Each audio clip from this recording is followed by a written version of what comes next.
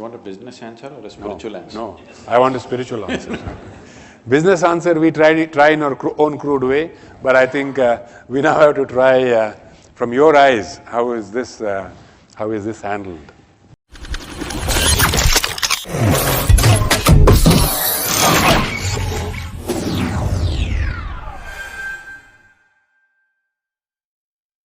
Egos, because this is something that we deal with every day in the corporate world.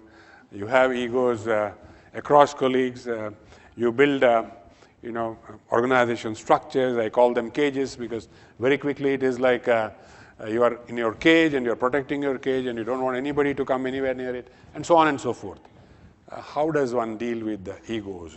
Or maybe a larger question, how does this whole thing arise and how do you, where does this conclude? You want a business answer or a spiritual answer? No, I want a spiritual answer. Business answer we try in our own crude way, but I think we now have to try from your eyes, how is this handled? See, a lot of people have taken on this mode. Whenever they do something nasty, they would like to blame it on you, but you are not willing to take it. So they blame it on Mr. Ego. Where is this Mr. Ego? He only comes in when you're nasty. When you're beautiful, when you're joyful, when you're loving, when you're wonderful, Mr. Ego is absent. Only when you're nasty, you want to put it on somebody else because you haven't found anybody else, you have invented one Mr. Ego. There's no such thing. It is just that human beings are right now in a condition where sometimes they're pleasant, sometimes they're unpleasant, sometimes joyful, sometimes miserable, sometimes wonderful, sometimes horrific. This is what they are. Is there anybody here who is 24 hours good? Oscillating. This moment you're wonderful, next moment you're nasty, isn't it? So, because of this volatile inner nature, because it's not established, in the yoga we say, yoga saha kuru karmani, first establish in your yoga, then act. That's not been done. First is action. When you're first action, this is what happens.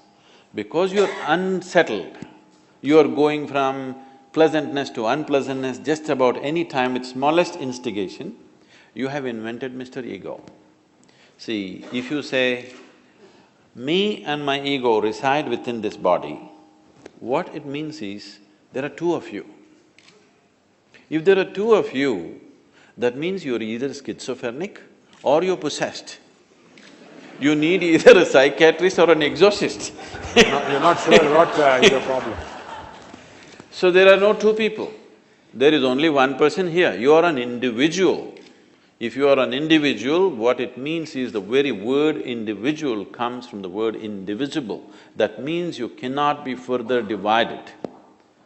If you are an individual, you understand that I am sometimes so nice, sometimes so horrible. If you just realize this, would you want to be horrible? You will not want to be horrible. But this one thing they're dodging by inventing Mr. Ego. When people come and ask me, Sadhguru, what to do with my ego? Give him to me, I'll kill him right now. Where is he? No, he comes once in a way. Whenever you want to pass the buck to somebody, he's always there ready. We insist that some people don't go through all that. If they become little religious and if they think they're spiritual, what they will do is, they will give up their ego and they find God. All the nasty things that they do, they say it's God's will.